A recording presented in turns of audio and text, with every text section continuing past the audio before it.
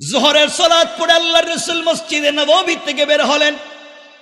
হঠাৎ করে তাকিয়ে দেখে মদিনার বাজারে গাছের গোড়ায়, মদিনার বাজারে মাটির মধ্যে কলা পাতা বিছিয়ে উস্কো কুস্কো চুল আউলা কেশে পাগল বেশে একটি বিতি হাবশি গোলাম, যার চেহারা অনেক কালো, দাঁত মোটা, পাও রেল লাইনের মতো কাটা কাটা।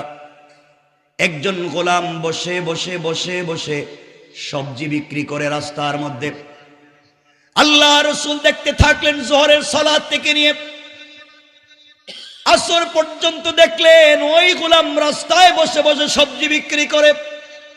কেউ তার কাছে সবজি নেওয়ার জন্য যায় না, কারণ তার কাপড়গুলা ভালো না, দেখতেও সুন্দর না, মাটির মধ্যে বসে আছে, কেউ তার আশেপাশেও যায় না।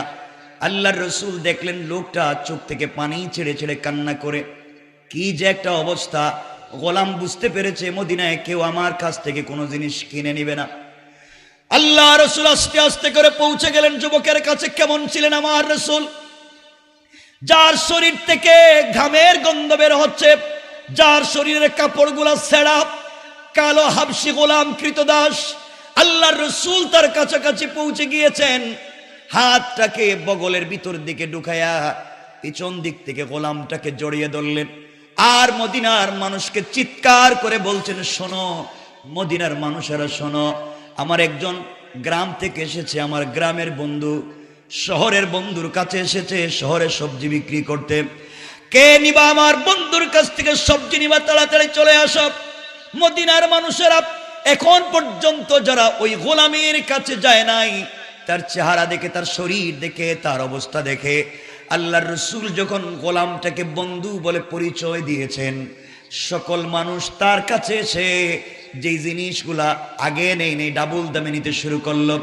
সবগুলা কয়েক মিনিটের ভিতরে শেষ হয়ে গেল। এবার আল্লাহর রাসূলের চেহারার দিকে তাকিয়ে ওই গোলাম চোখের পানি ছেড়ে ছেড়ে কান্না করে ডাক দিয়ে বলছে, রাসূলুল্লাহ ইয়া হাবিবাল্লাহ, পয়গম্বরে আরবি, আপনার কাছে আমি জানতে চাই, মানুষের কাছে আপনি বন্ধু বলে আমাকে পরিচয় দিলেন, আমি একজন গোলাম, কালো মানুষ, দেখতেও সুন্দর না, ঘর বাড়ি নাই, কৃতদাস, শরীর থেকে গামের গন্ধ বের হয়, আপনি আমাকে জড়িয়ে ধরলেন, আমার সবজিগুলা বন্ধু বলে বিক্রি করাইয়া দিলেন।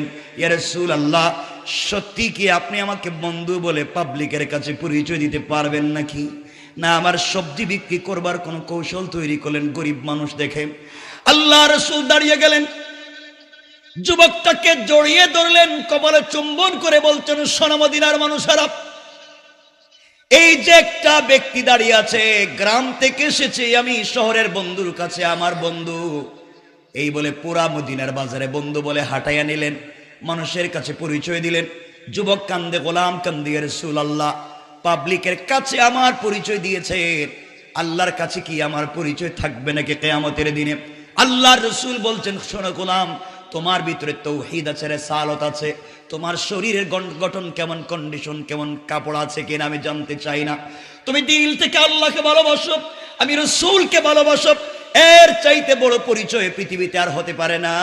পৃথিবীতে বন্ধু বলে পাবলিকের কাছে পরিচয় দিয়ে দিলাম তুমি আমার বন্ধু, আর আখিরাতেও আমি যেই জান্নাতে যাব, তুমিও বন্ধু হিসাবে আমার সঙ্গে সেই জান্নাতে চলে যাইবা। পড়েন সুবহানাল্লাহ। কেমন ছিল আল্লাহ রাসূলের চরিত্র, কেমন ছিল আল্লাহ রাসূলের আদর্শ? সমাজকে বিকারগ্রস্ত করেন নাই, সমাজের মধ্যে ফিতনা তৈরি করেন নাই। এই জন্য চলার পথে আমি আপনাদের কাছে বেশি সময় নিব না। চলার পথে একটা কাজ যদি করতে পারেন, শুধু মনে করতে পারেন হাসবি আল্লাহ, আল্লাহ আমার জন্য যথেষ্ট, এই একটা মাত্র কথা, হাসবি আল্লাহ। পুরা দুনিয়া যদি আপনার বিরুদ্ধে চলে যায়, পুরা দুনিয়ার পূর্ব থেকে পশ্চিম, উত্তর থেকে দক্ষিণ, পুরা দুনিয়া যদি আপনার বিরুদ্ধে চলে যায়, আপনি সাজদায় গিয়ে আল্লাহকে ডাক দিয়া বলেন, আল্লাহ, দুনিয়ার মানুষ আমার বিরুদ্ধে চলে গিয়েছে, আমি তোমার কদমে সিজদায় পড়ে গিয়েছি, আল্লাহ আমার যে আর কোনো যাওয়ার জায়গা নাই। তুমি বলেছো গোলাম বিপদে পড়ে গেলে সুজ্জাদা ওয়া কিয়ামা, আমার জন্য সেজদা করো, আমার জন্য দাঁড়াও, আমার জন্য রুকু করো। আল্লাহ বলবার কোনো জায়গা নাই, পরিশানির অভাব নাই, আমি না বিপদগ্রস্ত তোমার কদমে পড়ে গেলাম। গোলাম যখন সেজদায় পড়ে হাসবি আল্লাহ, আল্লাহ আমার জন্য যথেষ্ট মনে করে ফেলে, আল্লাহ রাব্বুল ইজ্জত ওয়াল জালাল বুঝাতে চাইলেন, বান্দারে পুরা পৃথিবী যদি তোমার বিরুদ্ধে চলে যায়, সবার দরওয়াজা যদি বন্ধ হয়ে যায়, আমি আল্লাহ আমার কুদরতের দরওয়াজা খুলে দিয়া তোমাকে আমার কোলে উঠাইয়া নিতে আমি আল্লাহর এক মুহূর্ত দেরি হবে না। পড়েন সুবহানাল্লাহ, আল্লাহু আকবার। আল্লাহ রাসূল সাল্লাল্লাহু আলাইহি ওয়াসাল্লাম হিজরত করে যেদিন মক্কা থেকে মদিনায় চলে যাবেন, আমরা মদিনায় যাওয়ার ঘটনা বলছি না, হিজরতের ঘটনা বলছি না, শুধু শুনবেন। রাসূল পাক সাল্লাল্লাহু আলাইহি ওয়াসাল্লাম গভীর রাত্রে উঠে গেলেন, জিবরিল আমিন উঠাইয়া দিলেন। রাসূল সাল্লাল্লাহু 2 রাকাত সালাতের জন্য ওযু করলেন, সালাত পড়লেন। জিবরিল আমিন বলছেন, ইয়া রাসূলুল্লাহ আপনাকে হিজরত করতে হবে ইয়াসরিবের দিকে, মদিনার দিকে, খেজুর বাগানের দিকে। আল্লাহ রাসূল হিজরতের জন্য তৈরি হয়ে গেলেন, ঘর থেকে বের হয়ে যাবেন। হঠাৎ করে শুনেন পুরা দুনিয়ার কাফেরেরা, জালেমেরা তার বাড়িকে ঘেরাও করে ফেলেছে, নেজানিয়া, তীর নিয়ে, বল্লম নিয়ে। আল্লাহ রাসূল ঘর থেকে বের হলে মেরে ফেলবে, দুনিয়ার জমিনে জিন্দা রাখবে না। আল্লাহ রাসূল সাল্লাল্লাহু আলাইহি ওয়াসাল্লাম বুঝতে পারলেন কাফেরেরা ঘর থেকে বের হলে মেরে ফেলবে। আল্লাহকে ডাক দিয়া বলছেন, আল্লাহ তাআলা আপনি আমাকে বলেছেন ওই রাস্তা দিয়ে চলে যাও, মদিনায় চলে যাও, আপনি বলেছেন। আর চতুর্দিকে কাফেরেরা দাঁড়িয়ে আছে, ঘর থেকে বের হলেই তো ওরা মেরে ফেলবে, কেউ বাঁচিয়ে রাখতে পারবে না। আল্লাহ বলছেন, বন্ধুরে তুমি শুধুমাত্র এটা চিন্তা করো, হাসবি আল্লাহ, আল্লাহ আমার জন্য যথেষ্ট, কেউ কিছু করতে পারবে না। এই বিশ্বাস বুকে ধারণ করে কোরআন থেকে তেলাওয়াত করে ঘর থেকে বের হয়ে যাও। ঘর থেকে বের হয়ে যাওয়ার দায়িত্ব তোমার, আর তোমাকে হেফাজতের জিম্মাদার স্বয়ং আমি আল্লাহ। আল্লাহ রাসূল সাল্লাল্লাহু আলাইহি ওয়াসাল্লাম দরজার কাছে পৌঁছে গেলেন, দরজা খুলবেন। আল্লাহকে ডাক দিয়ে বলছেন, আল্লাহ আমি জানি আপনি আমাকে বাঁচাবেন। পৃথিবীর সকল মানুষ যদি বিরুদ্ধে চলে যায়, কেউ কিছু করতে পারবে না, আপনি বাঁচাবেন। ওয়ালাকিন লিয়াতমাইন্না কলবি, কিন্তু ওর অন্তরে প্রশান্তি পাই না। আয় আল্লাহ, আত্মরক্ষা করবার জন্য যদি কোনো জিনিস দিতেন, যা দিয়ে আত্মরক্ষা করা যায়, আমার উম্মতেরা যেন বুঝতে পারে জালেমের জুলুমের শিকার হলে সম্মান বাঁচাবার জন্য, আত্মরক্ষা করবার জন্য প্রস্তুতি নিতে পারে। আল্লাহ তাআলা আপনি আমাকে ব্যবস্থা করে দেন। আল্লাহ বলছেন, বন্ধুরে তুমি যদি আত্মরক্ষা করতে চাও, হাতের মধ্যে কিছু বালি নেও, অথবা কঙ্কর নেও, অথবা পাথর নেও, দরজা খুলে সামনের দিকে নিক্ষেপ করো, কেউ তোমার কিছু করতে পারবে না। আল্লাহ রাসূল বলছেন, আল্লাহ তাআলা ওদের হাতে আধুনিক অস্ত্র, চতুর্দিকে দাঁড়িয়ে আছে, ঘর থেকে বের হলে মেরে ফেলবে। আর আপনি বলছেন বালি হাতে নেওয়ার জন্য, কঙ্কর হাতে নেওয়ার জন্য। আমি দরজা খুলে যদি সামনের দিকে নিক্ষেপ করি, ডাইনে বামে পিছনে চতুর্দিকে কাফেরেরা আছে, ওরা তো আমাকে মেরে ফেলবে। আল্লাহ কেমনে বাঁচবো? আল্লাহ বলছেন, বন্ধুরে আমি যথেষ্ট তোমার জন্য, এটা মনে করে কঙ্করগুলা সামনের দিকে নিক্ষেপ করবা, আর চতুর্দিকের কাফেরদের চুকে চুকে পৌঁছে দেওয়ার জিম্মাদার স্বয়ং আমি আল্লাহ। আল্লাহু আকবার। আল্লাহ রাসূল আল্লাহর কথার উপরে বিশ্বাস করলেন, দরজা খুললেন, সামনের দিকে কতগুলা পাথর নিক্ষেপ করলেন, অথবা কঙ্কর মারলেন। তাকিয়ে দেখেন কাফেরেরা চোখ রগড়াতে লাগলো, চোখ মুছতে লাগলো, ডাইনে বামে পিছনের কাফেরেরা চোখ মুছতে লাগলো। লম্বা কথা, আল্লাহ রসুল মদিনায় পৌঁছে গেলেন, ঘটনা এখানেই শেষ হয়ে যেতে পারত, কেউ রসুলকে ধরতে পারলো না। একদিন আল্লাহ তাআলা তার বন্ধুকে বলছেন, বন্ধুরে ওই দিন না পৃথিবীর সকল মানুষ তোমার বিরুদ্ধে চলে গেল, গভীর রাত্রে কেউ ছিল না, একমাত্র ঘরের ভিতরে তুমি ছিল আর আলী ছিল, আলীকে তো বিছানায় শোয়া দিছিলা। ওই সময় ঘর থেকে যে বের হলাম, পৃথিবীর লাখ লাখ হাজার হাজার কাফেরেরা তোমার ঘরের সামনে দাঁড়িয়েছিল, কেউ তোমারে দেখলো না। যারা দরজায় দাঁড়িয়েছিল মেরে ফেলবার জন্য, তারাও দেখলো না। ব্যাপার কি, কেমনে গেলা? আল্লাহ রসুল চোখের পানি ছেড়ে বলছেন, আল্লাহ তাআলা কেমনে গেলাম তা তো আমি বুঝি না, আপনি আমাকে বলছেন জন্য আমি তো মারলাম।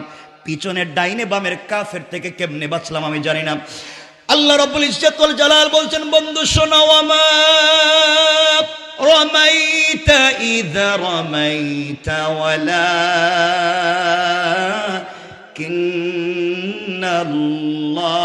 ওয়ালাকিন্নাল্লাহা রামা। ইজ্জতুল জালাল বলছেন, বন্ধুরে তুমি যখন আমার উপরে ভরসা করে হাতের কঙ্করগুলা সামনের দিকে নিক্ষেপ করেছিলা, বিশ্বাস অনেক বেড়ে গিয়েছিল রব আছে, ওই সময় তোমার হাত এটা তোমার থাকে নাই, আমি আল্লাহর কুদরতের হাত হয়ে গিয়েছে, আর আমি আল্লাহ নিজের হাত দিয়া জালেমদের চুকে চুকে পৌঁছে দিয়েছি। আল্লাহু আকবার। এই রব এখন আছেন না নাই? কথা বলেন, আছেন না নাই? এজন্য ভেঙ্গে পড়ে যাবেন না, কষ্টে পড়ে গেলে ভেঙ্গে পড়ে যাবেন না। কেউ আপনার কথা শুনছে না, শুনছেন কে? কোথায় বলবেন? কোথায় বলবেন? সেজদায় গিয়ে। কোথায় বলবেন? কথা বলেন, কোথায় বলবেন? সেজদায় গিয়ে বলবেন। রব আপনার কথা শুনবেনি। এই কথাগুলো বলেই আমরা আলোচনা সংক্ষেপ করব। চমৎকার একটা ঘটনা আপনাদেরকে বলতে চাই। কিতাবের নাম তারিখ ইবনে জারির তাবারি। আল্লামা জুলফিকার নকশবন্দি খুতুবাতে জুলফিকারে চমৎকার করে ঘটনা নিয়ে এসেছেন। আল্লাহর উপরে ভরসা করলে পৃথিবীতে বেঁচে থেকেও জান্নাতের স্বাদ পাওয়া যায়। আমরা অনেক পরেশান থাকি, আমরা অনেক কষ্টে থাকি, আমার কিছু হলো না, আমাকে দিয়ে হবে না, আমি মনে হয় পারবো না, পৃথিবীর সকল মানুষ তোমার বিরুদ্ধে লেগে গেল, সব বলে যাও। রসুল পাক তো পুরা দুনিয়া, এমনকি তার ঘরের মানুষও তার বিরুদ্ধে চরণ করেছেন। আল্লাহ পাক রসুল পাক ইসলামকে সরকারে কায়নাত বানিয়ে দিয়েছেন। এই জন্য আমি পারবো, আপনিও পারবেন, শুধুমাত্র আপনাকে আমাকে দাঁড়াতে হবে ভরসা করে। কার উপরে? আরো জোরে বলেন, কার উপরে? এই কথাটা আপনারা মনে রাখবেন। যে কথা বলতে চাই এটা হযরত ফাতেমা রাদিয়াল্লাহু তাআলা আনহার জিন্দেগীর থেকে একটা ছোট্ট ঘটনা নিয়ে এসে আমরা আলোচনাকে সংক্ষেপ করব। আমরা বসে আছি, দাঁড়িয়ে আছি, কষ্ট পাচ্ছি, খুব লম্বা করব না, কয়েক মিনিট। আপনারা যদি মনে রাখতে পারেন আল্লাহ কেমনে আপনাকে আমাকে দিবেন, এটা বুঝাবার জন্য আমার বন্ধুগণ কথাগুলো দিল দিয়ে শুনেন কি বলতে চাই। হযরতে ফাতেমা রাদিয়াল্লাহু তাআলা আনহা তখন পর্যন্ত পৃথিবীতে কাউকে বিয়ে করেন নাই, কারণ তার ওই পর্যায়ের বয়স হয় নাই। চলার পথে এক ইহুদির মেয়ের সঙ্গে তার বন্ধুত্বের সম্পর্ক হয়ে গেল, বান্ধবীয়ানা। একদিন দুই দিনের না, কেউ বলছেন 8 বছর, 6 বছর, 5 বছরের সম্পর্ক। কথাগুলা দিল দিয়ে শোনেন। ফাতেমার সঙ্গে এক ইহুদির মেয়ের সম্পর্ক হয়ে গেল দীর্ঘদিনের। আমার আপনার চরিত্র কেমন হওয়া চাই? হযরতে ফাতেমা রাদিয়াল্লাহু তাআলা আনহার কাছে ওই মেয়েটা প্রতিদিন সকালবেলা আসে, সারাদিন থাকে, বিকাল বেলা চলে যায়। এত আমানতদার, এত ভদ্র, এত সৎ চরিত্রবান মেয়ে পৃথিবীতে আর নাই। ইহুদির মেয়েটা আশ্চর্য হয়ে গেল, মানুষের চরিত্র কি এত সুন্দর হতে পারে, এত অমায়িক ব্যবহার হতে পারে, সবার সঙ্গে চমৎকার কথা বলে, কাউকে গালি দেয় না, গীবত শিকায়াত করে না, সমালোচনা করে না। মেয়েটা হযরতে ফাতেমার চরিত্র দেখে অভিভূত হয়ে গেল, কিন্তু কালিমা পড়ে মুসলমান হয়নি। ওই মেয়েটা আস্তে আস্তে বড় হয়ে গেল। ইহুদির মেয়েটা একদিন তার বাবার কাছে গিয়েছে, বাবার কাছে গিয়ে বলছে, আব্বাজান,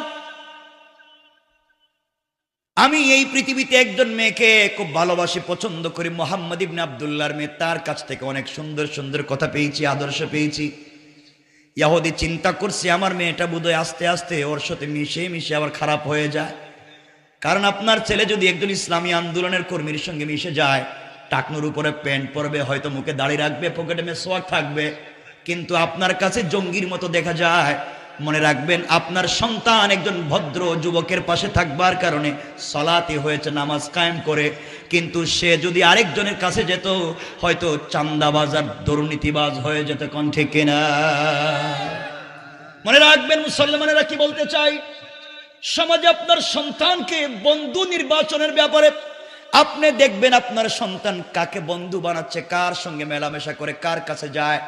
আপনার বন্ধু যার কাছে গেলে রাস্তায় চান্দাবাজি করতে পারে, মদ খেতে পারে, জুয়া খেলতে পারে, ফেন্সিডিল খেতে পারে, এমন মানুষ যত ভালো দেখাক তার সঙ্গে বন্ধুত্ব করা যাবে না। আর রিক্সাওয়ালার ছেলে, ভ্যানওয়ালার ছেলে, সেও যদি নামাজি হয়, আমানতদার হয়, দাড়িওয়ালা হয়, পরহেজগার হয়, এমন ব্যক্তির সঙ্গে বন্ধুত্ব করলে খুশি হয়ে যাবেন আমার আল্লাহ। কথা কি বুঝতে পারলেন? আমার কথা কি বুঝতে পারতেছেন? মনে বুঝতে পারেননি? কথা বুঝতে পারতেছেন? একটু হাত তুলে দেখান তো দেখি কার কার অসুবিধা হচ্ছে। অসুবিধা হইতেছে নি? আওয়াজে মনে হইতেছে অসুবিধা হইতেছে, হাতও তুললেন। অসুবিধা হচ্ছে? আমি আপনাদের সচেতনতার দিকে খেয়াল করতেছি। খুব মনোযোগ দিয়ে শুনবেন মুসলমানেরা কি বলতে চাই, কি মেসেজ দিতে চাই, কি ইনফরমেশন দিতে চাই। ও যুবকেরা শোনো, আমি তোমাদের মতো ভাই, দিলে বুকের ভিতরে অগাধ ভালোবাসা নিয়ে বসেছি। একসাথে আমরা জান্নাতে যেতে চাই, একসাথে সমাজে দিন কায়েম করতে চাই। মনোযোগ দিয়ে শুনবা কথাগুলা। ওই মেয়েটা যখন এই কথাগুলা বলছে, ইহুদি চিন্তায় পড়ে গেল, আহারে তাহলে আমার মেয়ে বিপদে চলে যায়। ওই মেয়েটাকে বিয়ে দেওয়ার জন্য একটা ছেলে ঠিক করলো, ইহুদির ছেলে, পয়সাওয়ালার ছেলে। কথাগুলা দিল দিয়ে শুনবেন। মেয়েটা একদিন তার বাবার কাছে গিয়েছে, ইহুদি ডাক দিয়া বলেছে, মেয়ে, ও আমার কলিজার টুকরা মেয়ে, তুমি আমার একটা মাত্র সন্তান, তোমাকে বিয়ে দিতে চাই মা। এই পৃথিবীর এক পয়সাওয়ালার ছেলে, শিল্পপতি ইহুদির ছেলেকে ঠিক করেছি, তোমাকে বিয়ে দিতে চাই, বলো না তুমি কি বিয়েতে রাজি? ইহুদির মেয়ে ডাক দিয়া বলছে, আব্বাজান, আপনি আমার জন্য ছেলে ঠিক করেছে, আমি বিয়েতে রাজি কিনা আপনি জানতে চাইলেন বাবা।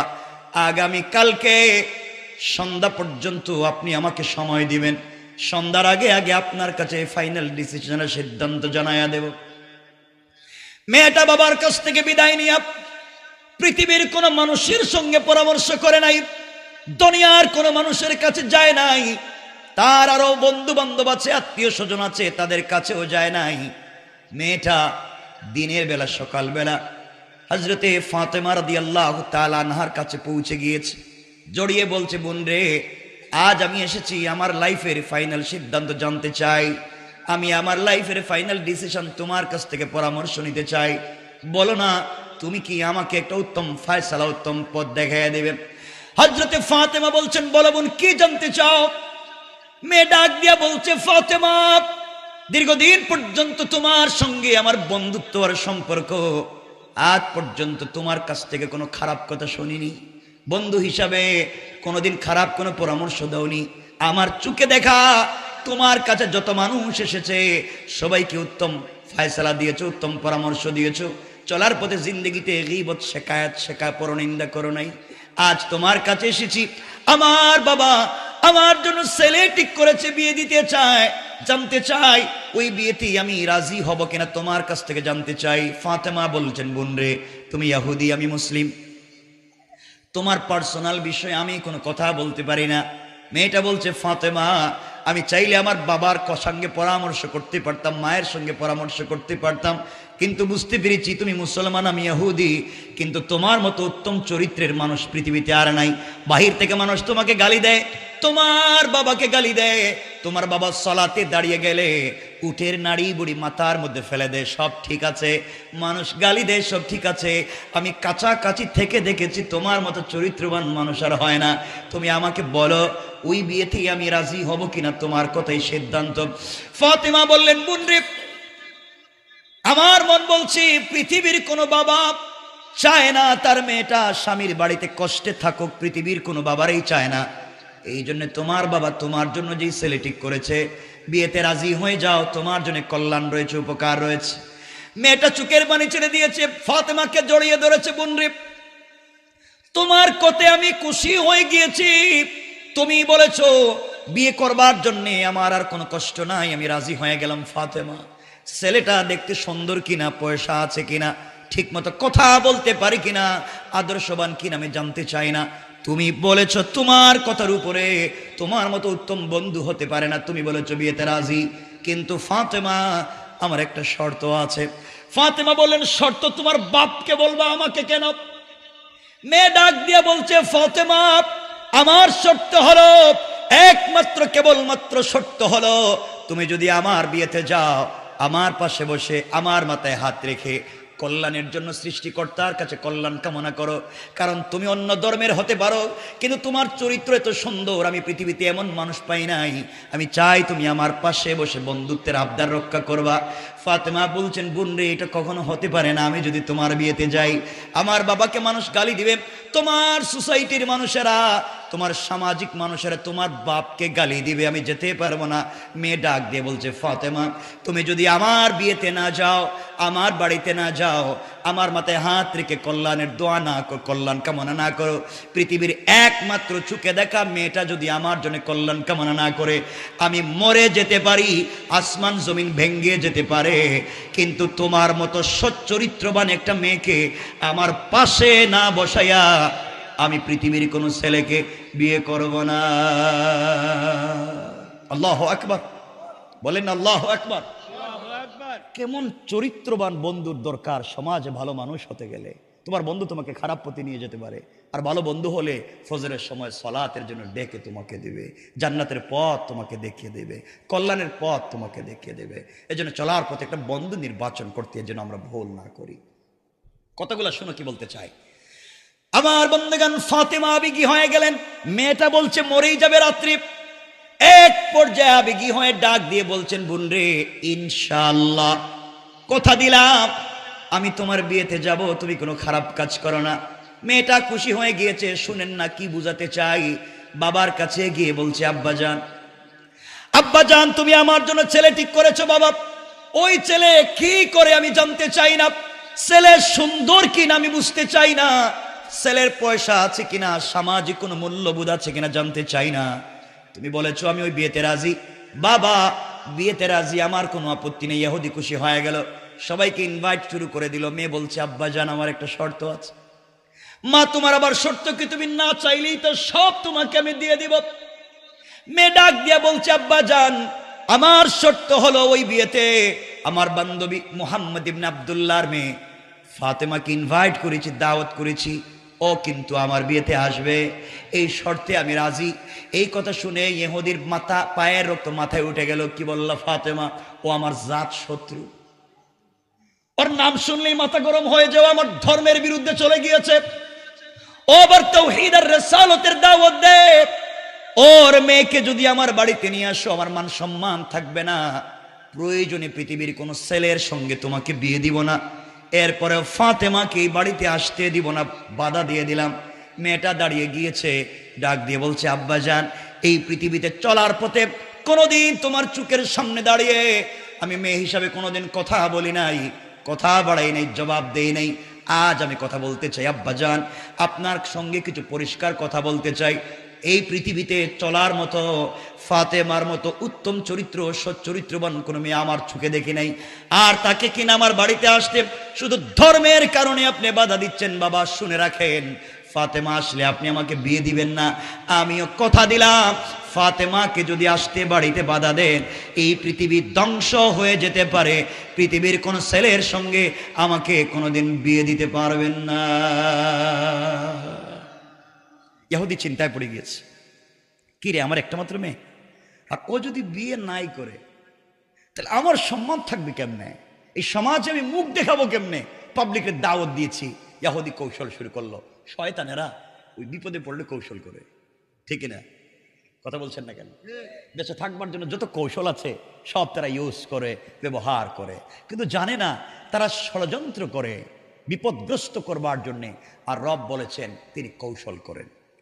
আল্লাহু আকবার বললেন না? আমার আল্লাহ কোরআনে বলছেন, ওয়া মাকারু ওয়া মাকারাল্লাহ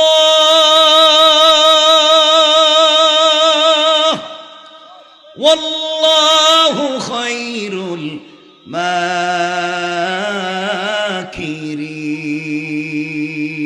মাকিরিন। তোমরা কিসের ষড়যন্ত্র করছো? রব বলছেন আমি তো সর্বশ্রেষ্ঠ কুশলী, তোমাদের সকল ষড়যন্ত্র ব্যর্থ হবে। আরেক জায়গায় রব বলেছেন ইন্না কাইদাশ শাইতানি কানা দাইফা, সকল কুট কৌশল আমি রবের কাছে মশা মাছির চাইতে আর দুর্বল। পড়েন না সুবহানাল্লাহ। বিশ্বাস রাখতে হবে কার উপরে? কথাগুলো শুনেন না কি বলতে চাই আমার বন্ধুগণ, কথাগুলো দিল দিয়ে শুনেন কি বলতে চাই। ইহুদি ষড়যন্ত্র করে কৌশল করে তার মেয়েটাকে বলছে, মারে তুই শোন, ফাতেমাকে আসতে দিতে হবে, আপত্তি নেই, ফাতেমা আসুক, আমার কোনো আপত্তি নেই, তাও বিয়েতে রাজি হ। মেয়েটা খুশি হয়ে গিয়েছে। এবার ইহুদি বলছে, শোনো আমার একটাও শর্ত আছে। বাবা তোমার আবার শর্ত কি? আমার শর্ত হলো আমি যে সোসাইটিতে বড় হয়েছি সবাই পয়সাওয়ালার ছেলে মেয়ে, তোমার বিয়েতে যারা আসবে দামি দামি অর্নামেন্টস জুয়েলারি পরে আসবে, দামি দামি গিফট নিয়ে আসবে। মোহাম্মদ ইবনে আব্দুল্লাহ গরিব মানুষ, 3 বেলা 1 বেলা খাবার নাই, থাকবার মতো ঘর নাই, তার ঘরে মাসের পর মাস চলে যায়, চুলায় কোনো আগুন জ্বলে না।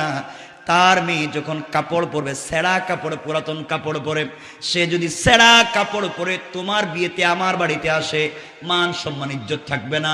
সুতরাং সে যদি তোমার বিয়েতে আমার বাড়িতে আসতে হয়, আমার একটাই শর্ত, সে যেন একটা নতুন পোশাক পরে আসে, সামাজিকতা, শিষ্টাচার, মূল্যবোধ, সামাজিকতা রক্ষা করে আসে। ইয়াহুদির চিন্তা হলো ফাতেমা কাপড়ও পাবে না, আসতেও পারবে, ফাতেমা কাপড়ও পাবে না, আসতেও পারবে না। এটা কৌশল করে দিল। মেয়েটা দৌড়াইয়া ফাতেমার কাছে এসে বলছে, বোন তোমার নাম শুই না আমার বাপ গালি দেয়, তোমার বাপরেও গালি দেয়, দেখতেই পারে না। এখন তুমি বিয়েতে যাওয়ার বাপ তো কিছুতেই মানে না, একটা শর্ত দিছে, তুমি যদি একটা নতুন পোশাক পরে যাও। ফাতেমা একথা শুনে চোখের পানি চলে হাউমাউ করে কাঁদতেছে। বললি কি বললি? আমাদের ঘরে মাসের পর মাস চলে যায়, চুলায় কোনো আগুন জ্বলে না, আমার কোনো অনুযোগ নাই, আমার কোনো অভিযোগ নাই, আমি তো সব রবের জন্য করে ফেলেছি, দুনিয়ায় কতদিন কষ্ট করব, এটাই তো নিয়ম। কিন্তু আমি বাপের কাছে বলতে পারবো না, বাপ তো নিজেই কষ্ট করেন দিনের জন্য, আমি বাবার কাছে কাপড় চাইতে পারবো না। মেয়েটা বলছে, ফাতেমা তুমি যদি কাপড় না পাও তাহলে আমি আজকে রাত্রে তোমার চোখের সামনে মরে যাব, কারণ তুমি ছাড়া আমি বিয়ে করবো না। আল্লাহ আকবার বললেন না? জোয়ানেরা বলো না আল্লাহ আকবার। তোমাদের অবস্থা এমন কেন জোয়ানেরা? তোমাদের তো স্পিরিট থাকবার কথা ছিল, স্পিরিট এমন ব্রেক করলো কেন? কষ্ট হচ্ছে? হযরতে ফাতেমার কাছে ওই মেয়েটা গিয়ে পরামর্শ চাইলো। আমাদের সোসাইটিতে, আমাদের ইউনিভার্সিটিতে পড়ছে, আমাদের কোনো মেয়েকে যদি তার বাপকে বলে, মা তোমার জন্য একটা ছেলে ঠিক করেছি, ছেলেটা দেখতে খুব সুন্দর, নামাজি, ভদ্র, মেসওয়াক করে, তোমাকে বিয়ে দিতে চাই, তুমি কি রাজি? মেয়ে বলবে, বাবা আপনি কি বলছেন? আই ডোন্ট নো, আমি তো এটা জানি না, আমি সরি, আমাকে ডিস্টার্ব করবেন না, আপনি বলতেছেন আমাকে বিয়ে দিবেন, আমি তো 5 বছর আগে মোগলা বাজারের এক বল্টুর ছেলের সাথে প্রেম করে কাম সেরে লইছি। ঠিক না? এটা ঠিক কইছে কেডা রে? এতক্ষণ কইছি ঠিক কয় না, এখন ঠিক কইছে কেডা? এখানে দেখতে খুব গরম দেখতেছি, এতক্ষণ বললাম কিছু বলে না। বাবা আপনি আমার জন্য ছেলে ঠিক করছেন, আমি তো অনেক আগেই লাইন কাম সেরে লইছি। এটা হচ্ছে আমাদের সোসাইটির কন্ডিশন। কিন্তু মেয়েটা পৃথিবীর কারোর সঙ্গে পরামর্শ করতে যায়নি, গিয়েছে হযরতে ফাতেমার কাছে। সুবহানাল্লাহ বলেন না? দেখেন, ভালো মানুষের সঙ্গে সম্পর্ক হলে ওটা আর কিছু করুক আর না করুক, পারুক আর না পারুক, আপনাকে একটা চমৎকার ডাইনের রাস্তা দেখিয়ে দেবে, একটা রিজন, আপনি একটা লাইন দেখিয়ে দিবে, আপনি একটা ভালো পথ দেখিয়ে দিবে। রাসূল পাক সাল্লাল্লাহু আলাইহি ওয়াসাল্লাম এই জন্যই বলছেন, তোমরা চলার পথে বন্ধু নির্বাচন করো, কারণ তোমরা আতরওয়ালার কাছে যদি যাও, সে যদি আতর তোমাকে নাও দেয়, তার বডিতে আতর থাকবার কারণে তোমার বডিতে সুঘ্রাণ লাগবে। আর যদি তুমি কোনো কর্মকারের কাছে যাও, কামারের কাছে যাও, তুমি যদি কামারের কাজ নাও করো, তার কাছে বসবার কারণে ধোঁয়াও লাগবে, বডি কালো হয়ে যেতে পারে। ঠিক কিনা? এই জন্য আমাকে চলবার পথে চমৎকার বন্ধু নির্বাচন করতে হবে, ভালো মানুষ নিজেকে হতে হবে, ভালো মানুষ সমাজকে বানাতে হবে। খুব মনোযোগ দিয়ে কথাগুলো শুনেন, আসলে রব যে আমাদেরকে কি দিতে পারেন শুনেন। কষ্ট হচ্ছে না তো? করো আমার মুসলমান বন্ধুগণ, কথাগুলো দিল দিয়ে শুনেন কি বলতে চাই। এবার ইহুদির মেয়েটা চোখের পানি ছেড়ে ফাতেমাকে ডাক দিয়ে বলেছে, ফাতেমা তোমার সঙ্গে আমি একটা কথা বলতে চাই। তুমি আমাকে কতদিন বলেছো এই পৃথিবীর একজনের সঙ্গে তোমার সম্পর্ক, তোমার প্রেম, পৃথিবীতে একজনকে তুমি মন প্রাণ উজাড় করে ভালোবাসো। ফাতেমা তুমি আমাকে বলেছো তোমার সৃষ্টিকর্তা আল্লাহর সঙ্গে তোমার গভীর সম্পর্ক, সারাদিন কষ্ট করে না খেয়ে কাটাইয়া দাও, রাত্র হয়ে গেলে অন্ধকার যখন হয়ে যায়, সিজদায় পড়ে রবকে যখন ডাক দিয়ে বলছো আল্লাহ। ফাতেমা তুমি আমাকে বলেছো সিজদায় গিয়ে যখন আল্লাহকে ডাক দিছো, রব তোমার কথাগুলো ভালো করে শুনে নামাজে দাঁড়াইয়া সূরা ফাতিহা তেলাওয়াত করে রব তোমার কথার জবাব দেয়। ও ফাতেমা তুমি আমাকে বলেছো তোমার রব আসমান জমিন বানাইছে, তোমার রব চন্দ্র সূর্য সব তৈরি করছে, তোমার রব প্রতিদিন পূর্ব দিগন্তে সূর্য উঠায়, পশ্চিম দিকে সূর্য ডুবায়, তোমার রবের অনেক শক্তি, তোমার রব চাইলে 1 সেকেন্ডে ধনীকে গরিব বানাতে পারে, আর গরিবকে ধনী বানাতে পারে তুমি বলেছো।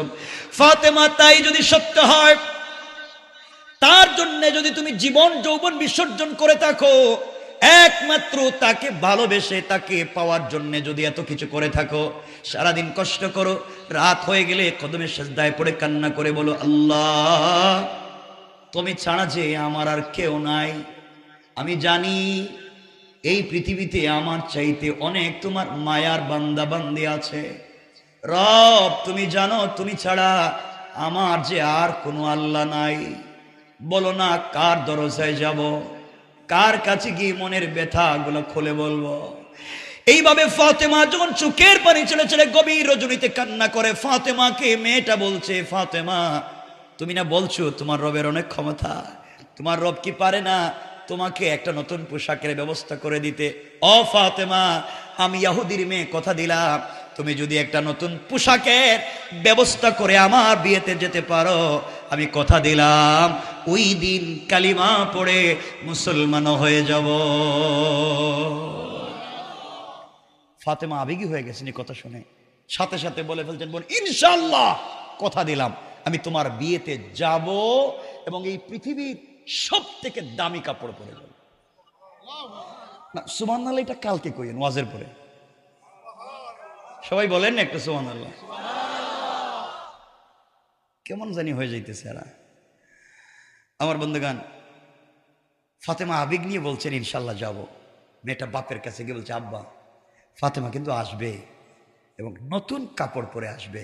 ইহুদিকে দূর থাকবার জায়গা নেই, খাওয়ার মতো পয়সা নেই, আবার নতুন পোশাক পরবো, টাকা পাইবো কই? যা, টাকাও পাবে না, আসতেও পারবে না। এই কথাটা শুনে ফেলছেন আমার আল্লাহ। আল্লাহু আকবার বললেন না?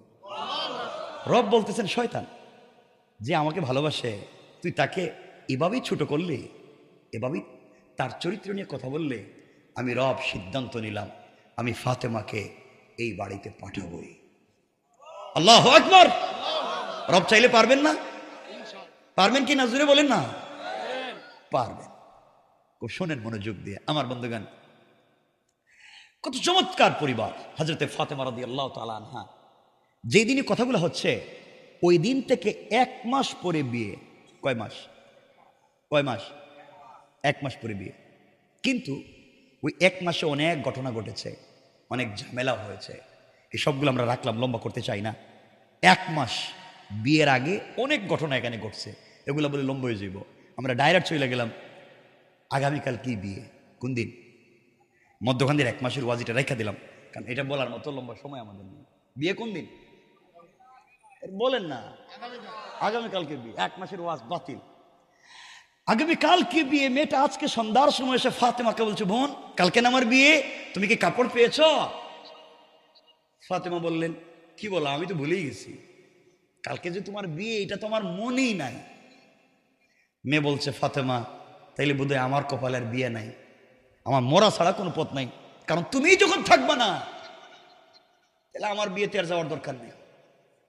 ফাতেমা বলছেন, চিন্তা করিস না, আমি যাকে বলি হাসবি আল্লাহ, আল্লাহ আমার জন্য যথেষ্ট।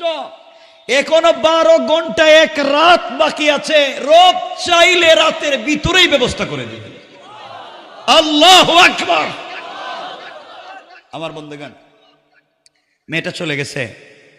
হযরতে ফাতেমা রাদিয়াল্লাহু তাআলা আনহার রাত্র গভীর হয়েছে, আমাদেরও গভীর হয়ে গেছে, 12:30 হয়ে গেছে, গভীর হয়েছে না? গভীর হয়ে গেছে, রাত্র গভীর হয়ে গেছে। ফাতেমারও কি হয়েছে কথা কোন না কেন? ফাতেমা গভীর রাত্রে মুসল্লা বিছিয়ে দিয়েছেন, সেজদায় পড়ে গিয়েছে। ওকে বলতেছে, ফাতেমা গভীর রজনীতে সেজদায় পড়ে চোখের পানি ছেড়ে আল্লাহকে ডাক দিয়া বলেছেন, আল্লাহ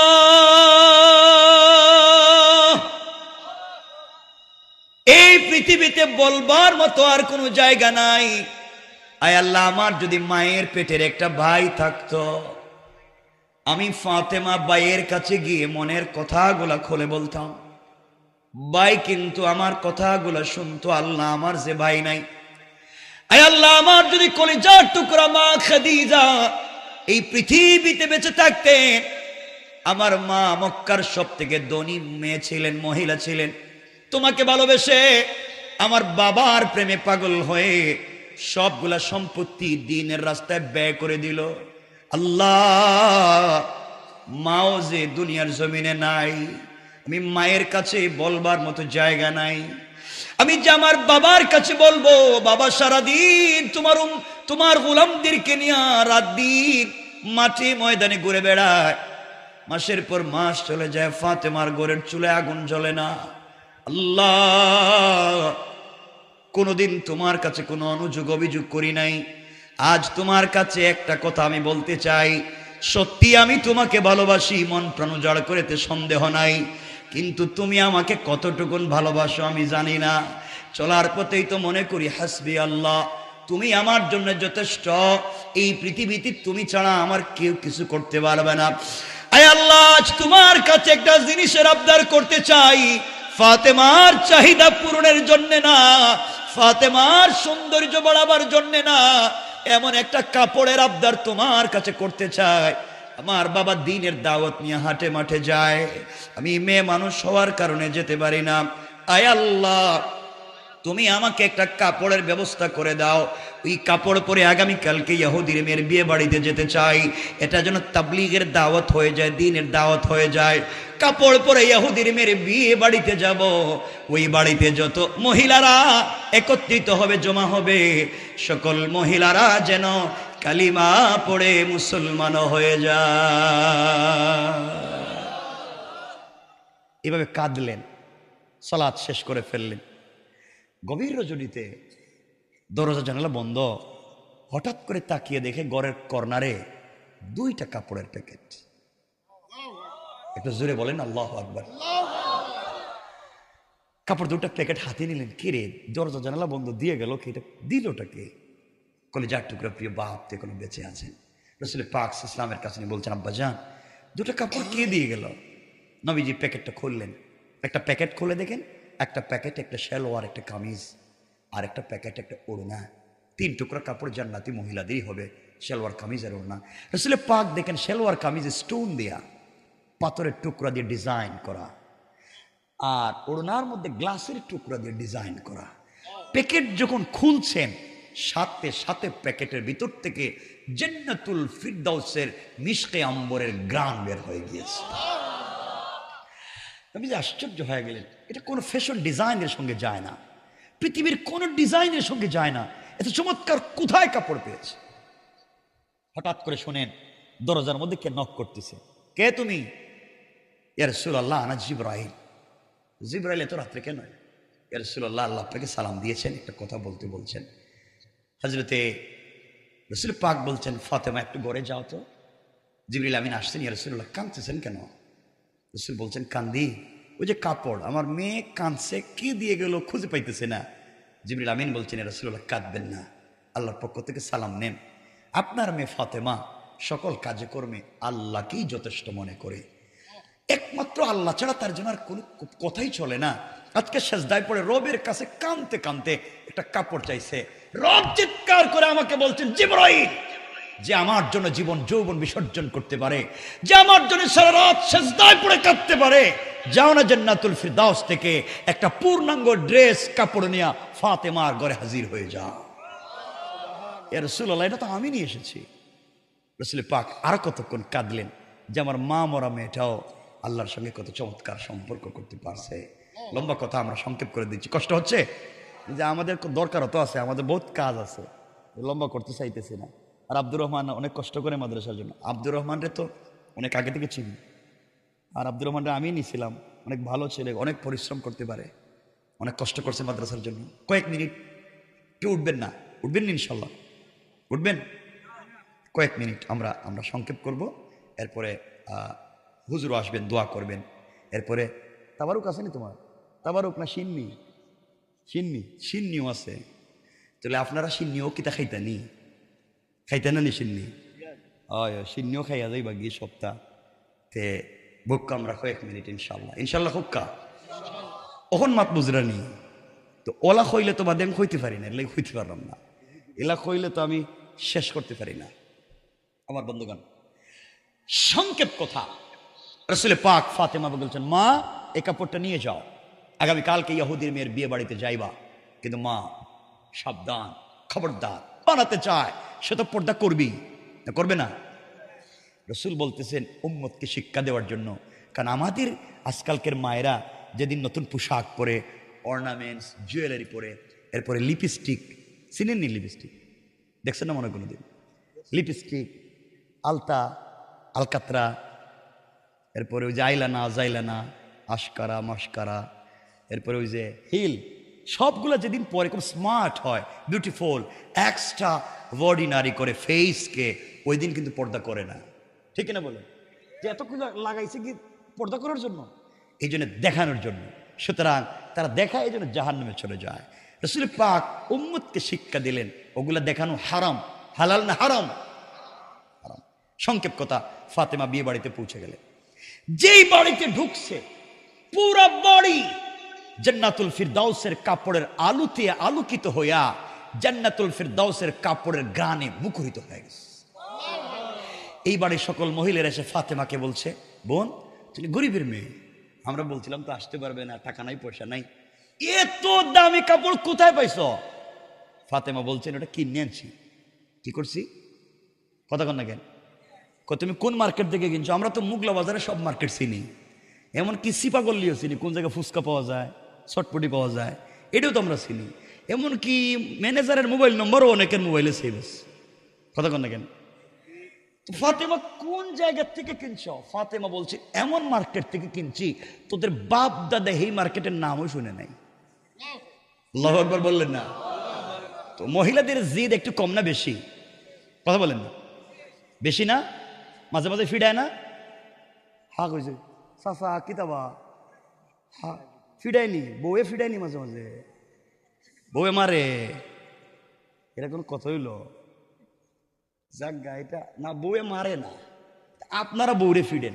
ওই দিন একজন আমার কইল বউরে মারতে মারতে, চাচা বউরে মারতে মারতে কইতেছে তুই আমারে আব্বা কর। চিন্তা কর, বউ মায়ের খাইতে খাইতে বলতেছে তুই আমার বাপ, এবার ছেড়ে দে।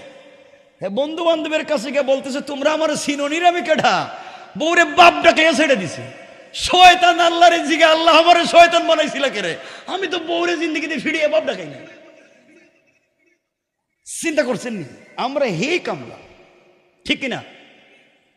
ঠিক কয়, আবার ঠিক কয়, এটা তো বউরে ফিটবো দেখতেছি রে। আল্লাহ মাফ করো, এ কাজ কইরেন না। দেখলাম আপনাদেরকে, আমি বেশি বলতে পারতেছি না আজকে।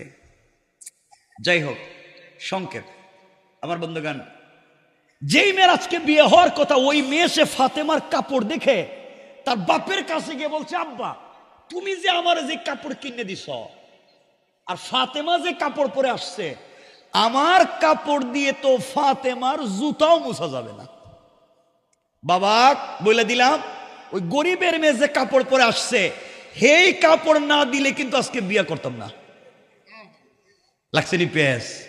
এজন্য আমরাও আজকে বিয়ে দিতাম না, আমরা রেখে দিব একটু পরেই। আমার বন্ধুগান, এই বাড়িতে যত মহিলারা জমা হয়েছে, সকল মহিলারা তাদের অভিভাবকের স্বামীর কাছে গিয়ে বলছে খবরদার বিয়ে বাড়িতে এক ফোঁটা পানিও কেউ পান করতে পারবে না। ফাতেমা যে কাপড় পরছে এই কাপড় না দিলে এই বাড়ি থেকে কেউ যাইতে দিতাম না। লাগছেনি পেস? লাগছেনি? কথা বলেন না কেন? দেখেন একটু আমার সাথে কথা বলেন, 2-5 মিনিট মাত্র কথাই বলবো, এটা কথাবার্তা বলেন, নাইলে ওয়াজরে উল্টাইয়া দিব। বৌরে দিয়া ঘরে কাজ করান, রান্না বাড়ি করান, ঘর মুছান, বাথরুম পরিষ্কার করে না? এরপর হাঁস মুরগ থাকলে তাও দেখে, গরু ছাগল থাকলে তাও দেখে, কেউ অসুস্থ হইলে তারেও দেখে, বাচ্চা খাচ্ছে তাও দেখে, হেই ওয়াশ কইরা দিব, সব আপনি করা লাগবে। কথা বুঝেনি? বৌরে রান্না করে আপনি খাওয়াইতে হইব, বৌরে কুলে লইয়া আপনি আটতে হইব, এমনকি ছোট ছোট বাচ্চা যদি থাকে হেরেও আপনি দুধ খাওয়াইতে হইব। এটা করা যাইব না? কিন্তু এরা তো কিছু কয় না, তাহলে হেই ওয়াশ করে দিব, আজকে ঘরে যেতে পারবেন না। বউ কইব দরজা বন্ধ, আগে কাজ শেষ করে আসো। এখন বলেন কি এই ওয়াশ করতাম নি আমি? ওরে জিনা রে বাবা, কে রে বাবা? জিনা। ঠিক আছে, তাইলে তো আমার সঙ্গে কথা বলতে হবে, পারবেন তো ইনশাআল্লাহ? জোরে বলেন না ইনশাআল্লাহ। পরিবারকে চমৎকার করতে হবে। মাঝে মাঝে বাসায় গেলে বউরে সালাম দিয়েন। হ্যাঁ, মামা তুমি সালাম দৌনি বউরে?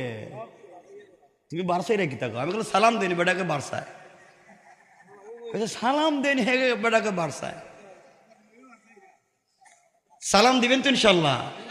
মাঝে মাঝে স্ত্রীকে সালাম, যে কথায় কথা চলে আসছে, ও লম্বা হয়ে যাচ্ছে, আমি বিপদে পড়ে যাচ্ছি কথায় কথা। হাদিস বলি, দুটা হাদিস, একটা মেশকাত বাবু তিব্বে ও রেকাত, একটা শামাইলে তিরমিজি। আম্মা যেন আয়েশা বলেন, যেই করে স্বামী স্ত্রীকে সালাম দে, স্ত্রী স্বামীকে সালাম দে, আল্লাহ এই করে 100 থেকে 300টা বারাকাতের দরওয়াজা খুলে দেন। যেই করে স্বামী স্ত্রীকে সালাম দে, স্ত্রী স্বামীকে আওয়াজ করে সালাম দে, তাদের হার্ট, কিডনি, লাঞ্চেও যদি কোনো রোগ থাকে আল্লাহ তা থেকেও মুক্ত করে দেন। এজন্য আজকে ঘরে গেলে বউরে সালাম দিয়েন, কিছু কয় না দিকে। আমার বাবার মতো যারা চাচা, এরা কইতেছে, রে বাবা তুমি এই ওয়াজ করতে কইছে কেডা, এই ওয়াজ করলে তো আজকে 60 বছর হয়ে গেছে বিয়া করছে, সালাম দিছি না দিলে তো ফিডেই বউ। সালাম দিবেন তো ইনশাল্লাহ? ইনশাআল্লাহ। আজকে দরজায় গিয়ে ওয়াজ শেষ করে দরজা দাঁড়াইয়া বলবেন, স্ত্রী আসসালামু আলাইকুম ওয়া রাহমাতুল্লাহ। বউ কইব, বুড়ের আজকে কোন বুতে দিল, এই হঠাৎ সালাম দিয়ে দেখতেছি মনে হয় মগলা বাজারে কোনো কাম ঘটাইছে, আর আমার সালাম দিয়ে একটু ভাব মারতেছে। ঠিক নেই, এটা ঠিক করেন, সমাজকে সুন্দর করেন, মোটিভেট করেন, কাউন্সিলিং করেন, চমৎকার একটা পরিবার তৈরি করেন। যাক, লম্বা করতে চাই না আমার বন্ধুগণ, শেষ কথা, হযরতে ফাতেমা রাদিয়াল্লাহু তাআলা আনহা মহিলাদেরকে বলছেন এক জায়গা থেকে কাপড় কিনছে। মহিলারা বলছে, বলো কোন জায়গা থেকে? ফাতেমা বললেন, শোনাব, যেই মার্কেট থেকে কাপড় কিনেছি ওই মার্কেটের নাম জান্নাত। যেই দোকান থেকে কাপড় কিনেছি, যেই শোরুম থেকে কাপড় কিনেছি, ওই দোকানের নাম হলো জান্নাতুল ফিরদাউস। মহিলারা চিন্তা করছে, জান্নাত, জান্নাতুল ফিরদাউস, এটা তো নামও শুনছি না, আমাদের মার্কেটের নাম তো বল্টু মিয়ার মার্কেট, এটা কি কয়? ফাতেমা, এই মার্কেটে যাওয়ার রাস্তা কোন দিকে, কোন দিক থেকে মার্কেটে গেছে? ফাতেমা বললেন, শোনাব, দুনিয়ার সাধারণ রাস্তা দিয়ে মার্কেটে যাওয়া যায় না, ওটা ভিআইপি রাস্তা, যে কেউ চাইলে রাস্তা দিয়ে যেতে পারে না, রাস্তার একটা নাম আছে। মহিলারা বলছে, বলো। ফাতেমা বললেন, ওই রাস্তার নাম হলো ইহদিনাস সিরাতাল মুস্তাকিম। ও মহিলারা, সিরাতে মুস্তাকিম নামক রাস্তা দিয়ে যদি চলো রে, সামনে গেলে জান্নাত নামক মার্কেট পাইবা, ওখানে গেলে জান্নাতুল ফিরদাউস নামক দোকান পাইবা, ওখানে গেলে আমার চাইতে আরো দামি দামি কাপড় পাইবা।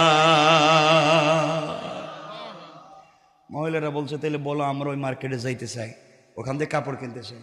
ফাতেমা বলছেন, সব ঠিক আছে, কিন্তু সত্যি হইল কি তা, আমি কাপড়টা কিনি নাই। ও কিনোস নাই, তাহলে এতক্ষণ বললা না মার্কেট থেকে কিনছো? না না, আমার সাথে একজনের প্রেম, আমি একজনকে দিল মন উজাড় করে ভালোবাসি, তো তার কাছে রাত্রে কইছিলাম যে একটা কাপড় লাগবে, বিয়েতে যাইতাম, হ্যাঁ আমার এই কাপড়টা দিছে। এ কিন্তু জান্নাতেরও মালিক, জান্নাতুল ফিরদাউসের মালিক, আমার বন্ধু, আমি তার সাথে প্রেম করি, হ্যাঁ আমার এই কাপড়টা দিছে। সুবহানাল্লাহ বলুন না। মহিলারা বলতেছে, আমরাও তো প্রেম করি, আমাদের তো বয়ফ্রেন্ড আছে, ওরা তো 2 টাকা দিয়ে বাদামও কিনে দেয় না, আর যদি দেও তাহলে হে অর্ধেক খাইয়া দেয়। তুমি যে কি করলা, সব দিকেই তোমার দিয়ে দিতেছে। ফাতেমা, মহিলারা বলছে, ফাতেমা আমরা ওই জায়গায় যাইতে চাই। এখন ওরা যাইব, ওই জায়গায় গিয়ে আমরা আর লম্বা সামনে ওয়াজ চলে যাইতেছে, এজন্য কয়েক মিনিট রাখলাম, বুঝলেন নাকি? দাদা স্যার আব্দুর রহমান নাম বই যেতেছে না, কষ্ট হইতেছে না আপনাদের? লম্বা হয়ে যেতে পরে আপনারা উঠবেন আর আমিও কষ্ট পাবো, এজন্য এই ঘটনা শেষ করতে চাইতেছি না। হ্যাঁ চাচা, আপনার বাড়ি কু? এই জন্যই তো এমন কইতেছে রে বাবারে বাবা, এই জায়গায় জাটালিও বাইরে যায় মারতে, বিয়ে বাড়িয়া তো। জায়গা লম্বা করতে চাই না, ঘটনা শেষ করলে 10 মিনিট লাগবে কমপক্ষে। আরো এটা শুনেন, আমরা আর একটা কাজ করে ফেলি, যদি করি আর যদি আপনারা থাকেন তাহলে ঘটনা বলবো না ইনশাল্লাহ। আসেননি আপনারা? চমৎকার একটা ঘটনা। কথা হচ্ছে, এখন ওই মহিলারা কিন্তু সবাই মুসলমান হবে এক সময়। কেমনে হবে? ফাতেমা কি করবেন তাদের সঙ্গে, তিনি কেমনে বাড়িতে আসবেন এবং তারা কেমনে সিরাতে মুস্তাকিম উঠবে, চমৎকার একটা আলোচনা। আমরা ওদিকে আর নিতে চাই না, নিব।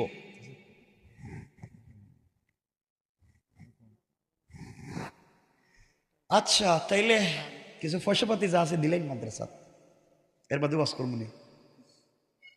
কত কইতাম? 5-10 হাজার কইতাম নি বাকি না নগদ? কে উঠতে পারতে না? এখন উঠলে কিন্তু খবর আছে, টাকার কথা কইতেছি তো।